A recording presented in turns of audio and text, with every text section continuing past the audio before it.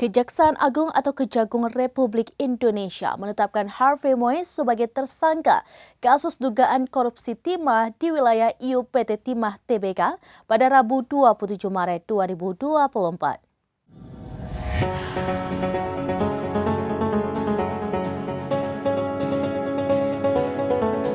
Kejaksaan Agung atau Kejagung Republik Indonesia telah menetapkan Harvey Mois sebagai tersangka kasus dugaan korupsi timah di wilayah IUPT Timah Tbk pada Rabu 27 Maret 2024. Suami Sandra Dewi itu selama ini dikenal sebagai sosok pengusaha yang tajir.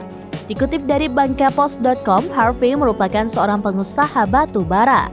Ia disebut-sebut menguasai tambang batu bara di Bangka Belitung yang tidak lain merupakan kampung halaman sang istri. Salah satu perusahaan yang dijalankan Harvey yakni PT Multi Harapan Utama. Ia menjabat sebagai presiden komisaris di perusahaan batu bara itu. Harvey juga disebut-sebut memiliki saham di 5 perusahaan batu bara lainnya, yakni PT Refine Bangkatin, CV Venus Inti Perkasa, PT Tinindo Internusa, PT Sarwi Gunabina Sentosa, dan PT Stanindo Inti Perkasa. Baik Harvey maupun Sandra Dewi tidak banyak mengumbar kehidupan pribadinya. Namun, pasangan tersebut dikabarkan memiliki berbagai fasilitas mewah, mulai dari mobil mahal hingga jet pribadi. Dalam kasus yang menjeratnya, Harvey diduga berperan sebagai akomodir. Ia mengakomodasi perpanjangan tangan PT RBT untuk kegiatan penambangan timah ilegal.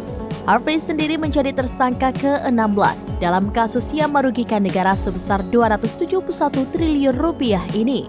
Bahkan menurut Direktur Penyidikan pada Jampitsus Kejaksaan Agung, nilai 271 triliun rupiah itu akan terus bertambah.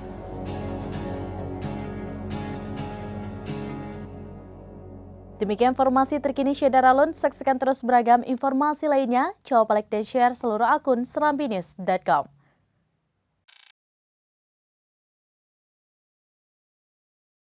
Download Tribun X sekarang. Menghadirkan lokal menjadi Indonesia.